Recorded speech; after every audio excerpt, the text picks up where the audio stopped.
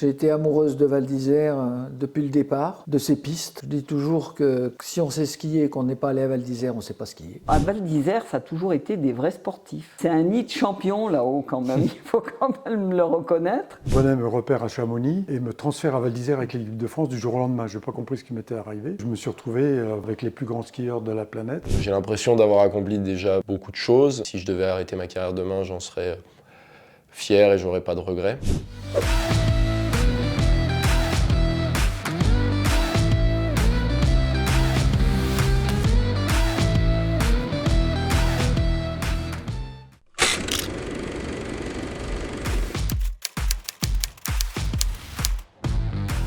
Val d'Isère, c'est une partie de ce que je suis, quoi. Jusqu'à l'âge de 24-25 ans, je pensais jamais que je quitterais Val d'Isère, jamais. Pourtant, c'est arrivé, mais Val d'Isère, c'est là où on est arrivé en 1945. Et là que mon père a commencé sa carrière après la guerre. Et donc, ce sont mes pistes, mes copains, mon enfance vraiment, jusqu'à l'âge de 11 ans. Et puis ensuite, je suis parti, mais sans jamais que Val d'Isère ne me quitte. Je suis parti au collège, dans 2, 3, 4 collèges, et finalement à l'équipe B et à l'équipe de France. Mais c'était toujours avec Val d'Isère en tête, quoi. Val d'Isère, Val d'Isère, Val d'Isère. Voilà, c'était mon repère, c'était ma bouée de sauvetage, c'était là où je me referais, c'était là que j'allais commencer mon après-ski. Et donc rien ne s'est passé comme ça, mais pendant 24 ans, c'est ce que j'ai cru. Val d'Isère, c'est notre enfance.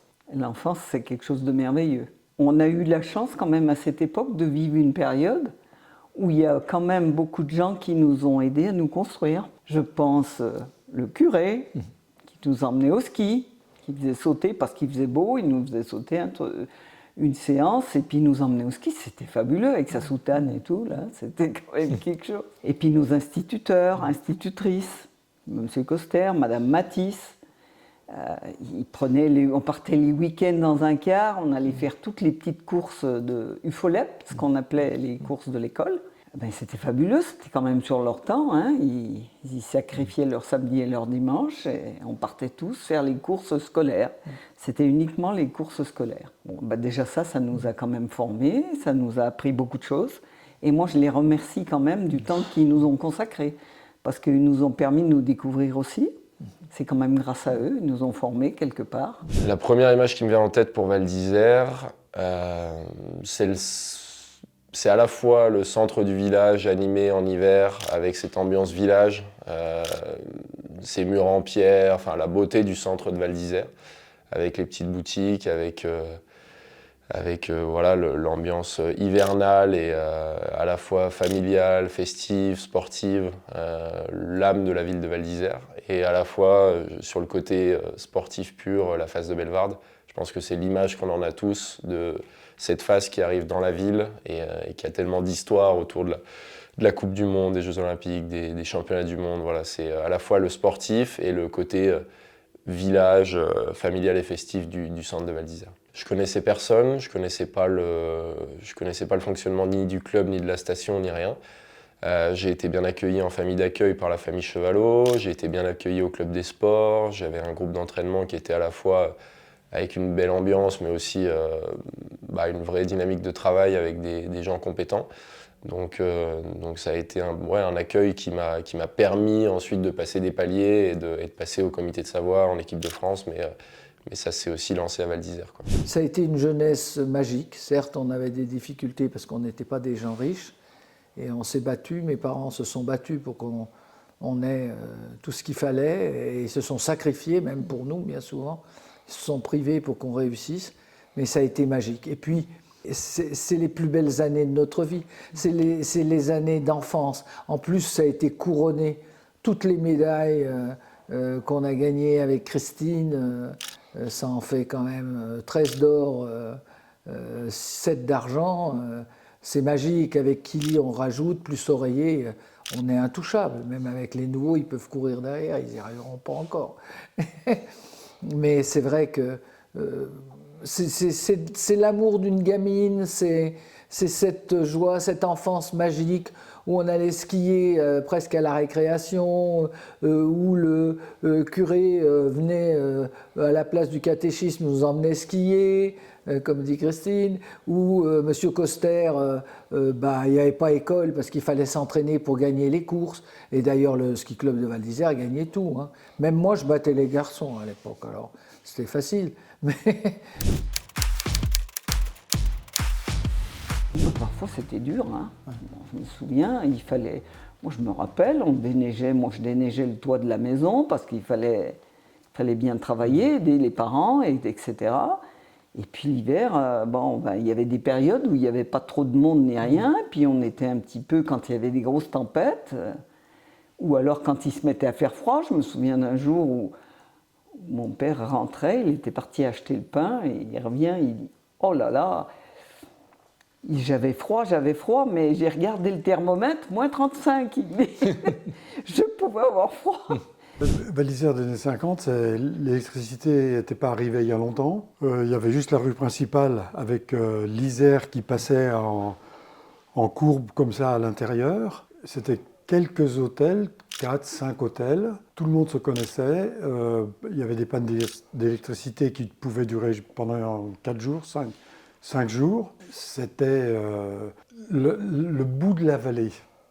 Et donc ce sont des gens différents. Parce que la route s'arrête là. Ou en tout cas l'hiver, la route s'arrête là.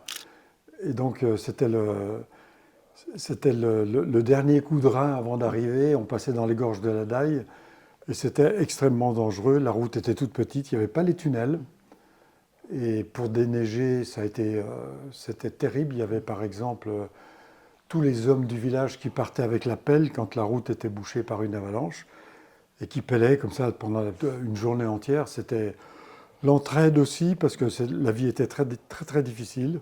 Il y avait encore quelques paysans qui eux aussi avaient la vie difficile. C'est toute une atmosphère de petit village avec 400 personnes qui a évidemment beaucoup changé, mais Val d'Isère, c'était extraordinaire et puis c'était ce que mon père voulait. Le domaine skiable est magnifique et puis il est difficile. Il est somptueux. Moi, je trouve qu'il n'y a pas tellement d'autres stations où il y a une telle diversité dans tout le domaine. On peut faire du bon ski, du ski plus facile, mais dans l'ensemble, ça reste un ski d'un très haut niveau. Et c'est quand même plaisant. On peut aller skier pendant des heures sans faire jamais la même chose.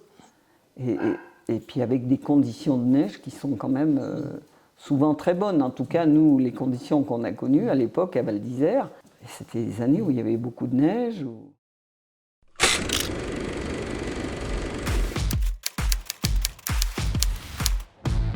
Ça ressemble à un club de l'époque qui n'avait pas beaucoup de moyens. On n'avait pas de moyens. Val d'Isère, c'est pas le Val d'Isère d'aujourd'hui. Ça ressemble à un club qui faisait tout ce qu'il pouvait pour nous emmener faire les compétitions et gagner. Et on gagnait. Donc le club nous a épaulés. Le club, il est là pour aider, épauler les entraîneurs. Moi, je dis que si j'avais pas eu Firmin Matisse, j'aurais pas skié comme j'ai skié. Moi, j'ai copié Firmin. Et ma technique, d'ailleurs, était celle de Firmin. Je m'en approchais en tous les cas. Et pour moi, c'était je dois skier comme Firmin. Comme il était slalomeur, il nous a considérablement aidés. Et je remercierai jamais assez Firmin, même là où il est. Au contraire, il doit nous écouter, c'est bien. Firmin, il nous a façonnés. Il a dit non, c'est pas comme ça, etc. Il avait plus le temps. On n'était pas très nombreuses. Il y avait Lucie, Christine le dirait mieux que moi, elle a peut-être plus de mémoire là-dessus. On n'était pas nombreuses à faire du sport de compétition. Après, on a été toutes seules. Hein. Et on allait skier à 9h avant qu'il ait ses cours.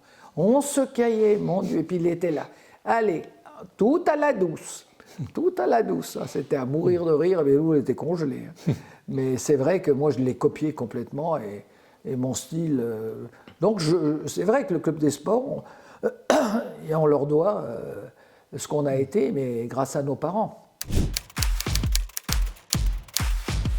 Je suis rentré au club en 2012, donc j'ai fait la première saison 2012-2013 avec le club, j'étais encore U16, donc sur le circuit des jeunes. Je suis rentré dans le groupe U16, le coach était Georges Mendes, que j'ai retrouvé par la suite au comité de Savoie.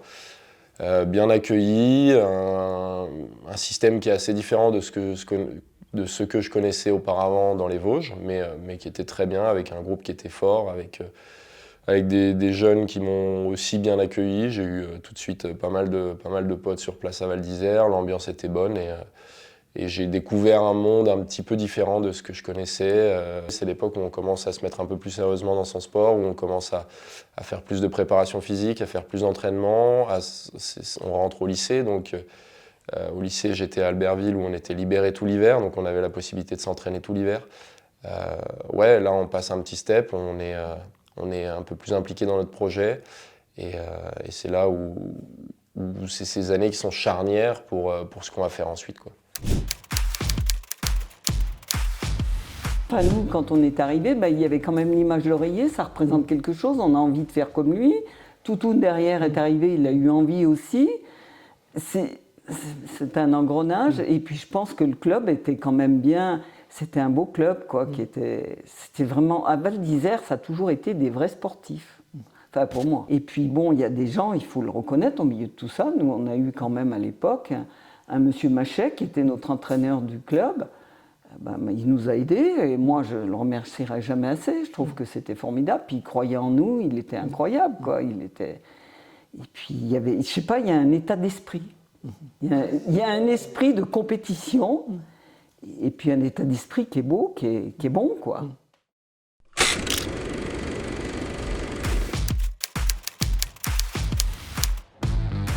C'est un peu la colonne vertébrale de Val d'Isère. C'est un peu l'esprit qui doit toujours dominer à Val d'Isère, c'est-à-dire le sport, le ski, la référence aux étrangers en compétition. Donc, à mon avis, on en a beaucoup bavé depuis 1935 jusqu'à 1950 en tant que pionnier dans un fond de vallée comme ça. Et donc le critérium a une place vraiment prépondérante et ça n'est pas une compétition de ski, c'est vraiment un phare quelque part. Et donc personne ne peut songer à l'arrêter. C'est arrivé une fois ou deux dans le passé, c'est impossible. C'est comme la mer à Saint-Tropez, quoi. C'est pareil. C'est à nous la mer. Et nous, c'est le ski de compétition, dans toute sa sobriété, sa simplicité. Ce que doit rester Val d'Isère, simple, sobre, mais performant, parmi les meilleurs. J'aimerais dire les meilleurs, mais ça serait un peu prétentieux, mais parmi les meilleurs. C'est pour ça que quand on parle de nous l'enlever, ça va être très difficile. C'est un peu comme si on nous arrachait les dents, quoi. C'était première course de la saison, il y a une année olympique, il y avait un peu de pression. J'avais pas fait une préparation qui était exceptionnelle, il me semble. Je me sentais pas hyper serein avant la course et pourtant j'ai fait une de mes courses les plus abouties en Coupe du Monde jusqu'à présent. Donc voilà, une grande fierté de gagner en France, devant le public français, devant le public de Val d'Isère, avec une belle avance, en gagnant les 2 manches. Donc ouais, c'était un souvenir vraiment cool. Cette journée s'est passée comme dans un rêve. Je suis arrivé à l'arrivée, j'ai franchi la ligne, on m'a dit « t'as le meilleur temps ». Tous les autres étaient déjà au bistrot, ou les articles presque écrits dans les journaux. Il restait à l'arrivée mon frère, qui était haut comme ça, et Honoré Bonnet, qui était là en protecteur. Et donc, c'était assez inimaginable, parce que les pistes n'étaient pas préparées comme aujourd'hui du tout. Donc, à partir du numéro 15, la première série c'était 15, la deuxième 30, la troisième 45 et moi j'étais 39. Donc aucune chance. Et donc ça m'a lancé comme ça d'un seul coup. Je me suis retrouvé en première ligne après ça. Et mon père m'avait dit, quand tu gagneras ta première course internationale, je te donnerai je sais que tu le veux, mon chronomètre de pilote de chasse. Alors je dis, comment je vais faire pour gagner une course de ski? C'est impossible. Avec une équipe de France pareille, et avec une adversité autour monstrueuse, quoi. Si on ressort les noms des Autrichiens, des Italiens, des Suisses de l'époque, c'est monstrueux. Et donc je suis rentré porté sur les épaules des copains à l'hôtel Perce-Neige. Et mon père est arrivé à pied, il n'a rien dit, il m'a donné le chrono et il est reparti. Extraordinaire, extraordinaire. Il est toujours là quelque part. Moi, gagner, de toute façon, c'était mon but. Donc, quand ça se réalisait, on a la banane, on est heureux. Puis, c'était le départ quand même des victoires en général, avec 14 ans et demi. C'était l'année du coq, parce qu'il fallait le mériter, le coq de l'équipe de France. Mais à Val d'Isère, gagner à Val d'Isère devant son père, sa mère, il y avait même ma grand-mère qui était montée de Genève. On s'entraînait qu'en descente. Le géant de slalom, c'était vraiment sur Solèze. Bellewaerde, c'était que la descente. Puis généralement, il préparait la piste. Donc, quand on prépare la piste, on n'a pas le droit d'y aller, quoi. Bellewaerde, c'est un autre pan de montagne fantastique et puis qui débouche sur Tignes. Hein. Parce que le mur de Tignes, il est gratiné aussi. Hein. Mais c'est vrai qu'aujourd'hui, c'est tellement millimétré, organisé et magique, parce que c'est encore une fois le devant de Bellewaerde, la piste de Bellewaerde. Parce qu'on parle de la hockey, mais c'est sur l'envers. Mais la technique de cette piste de Bellewaerde, elle est hallucinante. Si vous faites quelqu'un qui sait skier, il fait les couloirs de Bellewaerde sur la gauche en descendant au village. S'il fait une connerie en haut, il descend pendant 400 mètres. Hein. Et c'est vrai que, à l'époque, quand on avait gagné à Val d'Isère, on savait que la saison s'annonçait royale.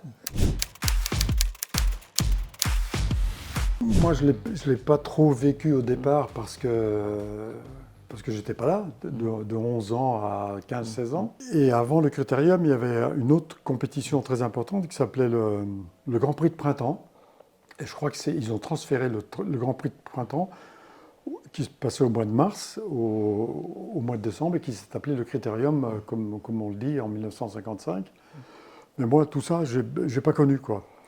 Et j'ai été exposé au Critérium rapidement quand Bonnet m'a pris en espoir à côté de l'équipe de France et que je me suis retrouvé vraiment avec les plus grands skieurs de la planète, puisqu'il y avait, je crois, 17 titulaires en équipe de France et qu'il y avait 1 ou 2 espoirs qui vivaient avec l'équipe de France.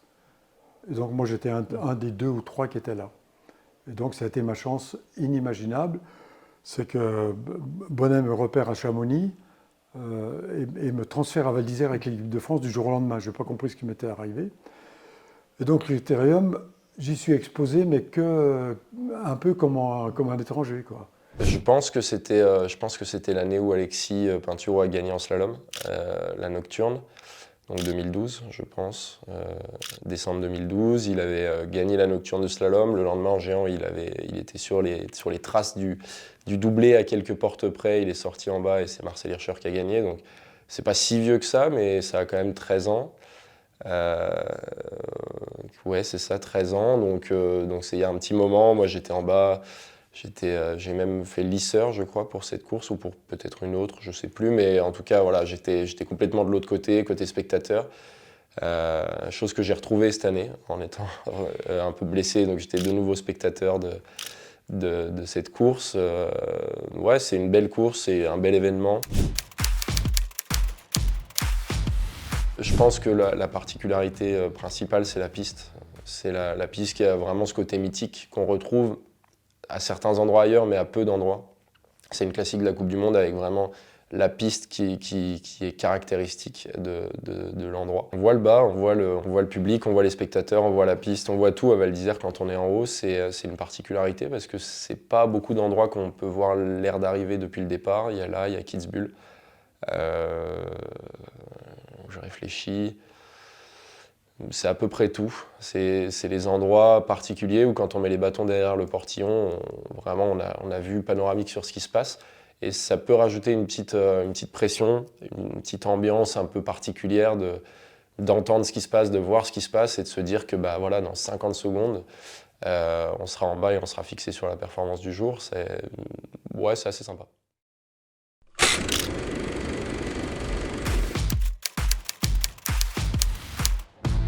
Pour moi, c'est une énorme émotion. Énorme. Parce que moi, je l'ai connu, hein, on a quand même quelques années de différence. Mais c'est le médaillé olympique le moins connu de tous les médaillés olympiques. Parce que personne ne s'est occupé de sa médiatisation, parce que c'était 1948, 1950, parce qu'il est parti tout de suite de Val d'Isère pour monter une affaire formidable et pour devenir un très très grand pilote automobile. Et donc Oreiller, c'est la Ferrari qui rentre dans Val d'Isère, qui fait un bruit incroyable, qui résonne dans toutes ces montagnes, qui étaient bleues, parce qu'Henri avait dit à monsieur Enzo Ferrari, qui lui disait rouge comme toujours, hein, monsieur Oreiller. Non, non, non, non, non, non, pas comme les autres. Moi, bleu. Ah oui, pourquoi bleu? France. Bleu France, s'il vous plaît, monsieur Ferrari. Et donc cette Ferrari était là, c'était inimaginable.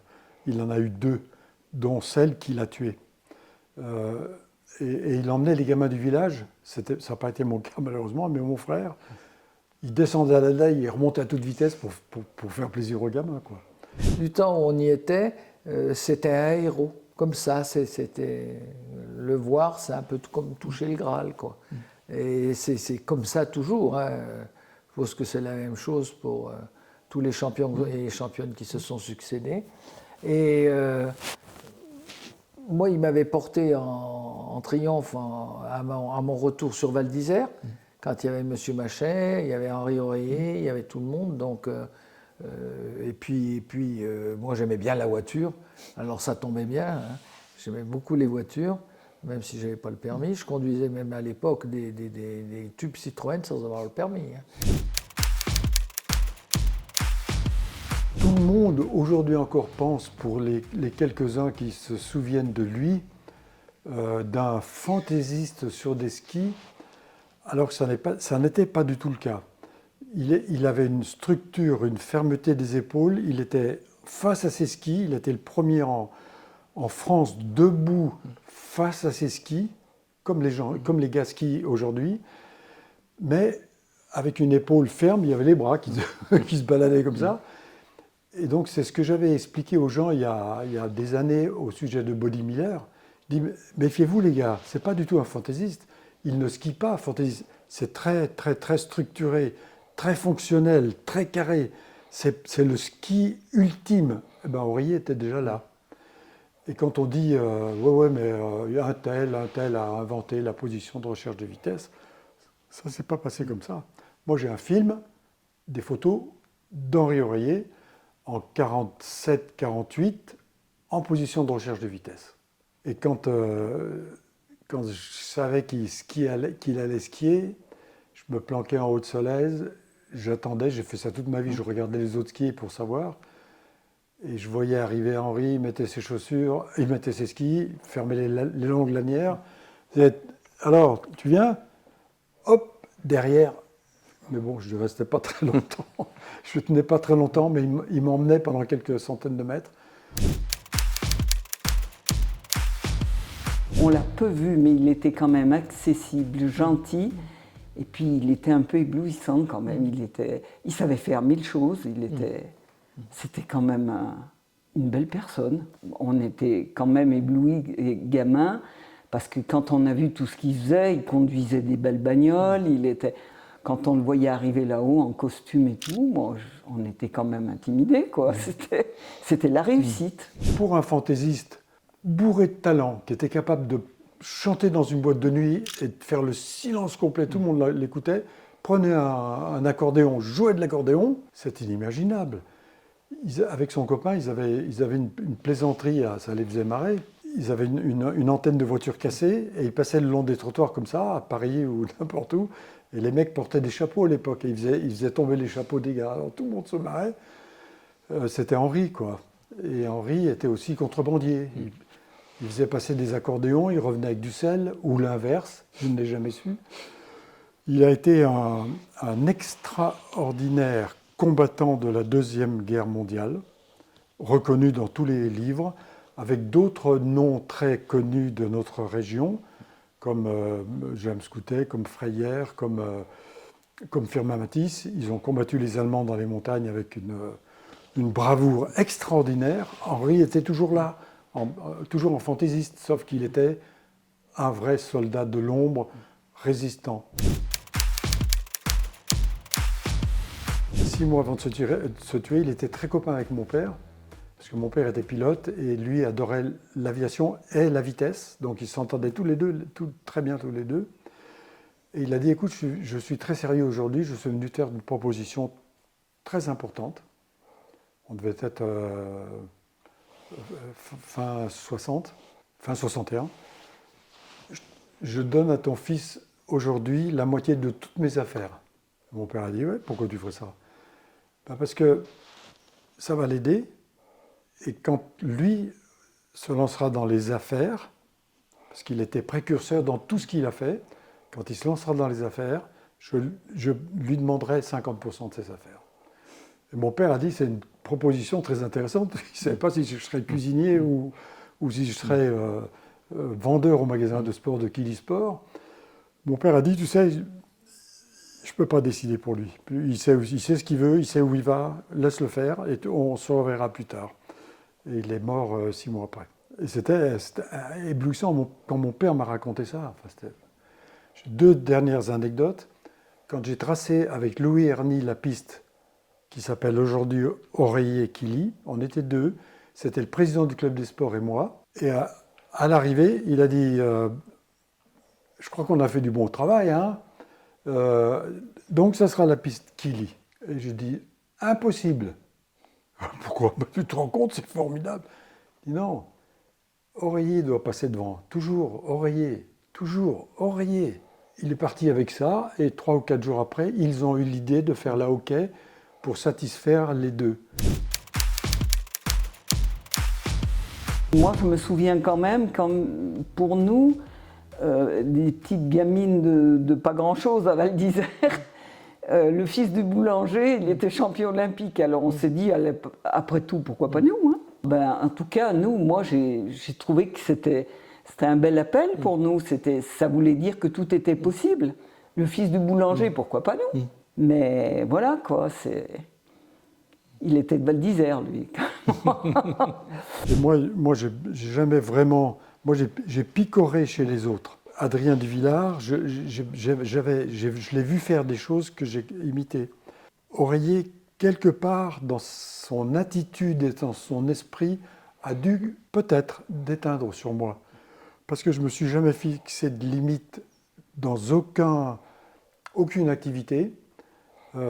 J'ai toujours donné le maximum, ce qu'il faisait lui-même.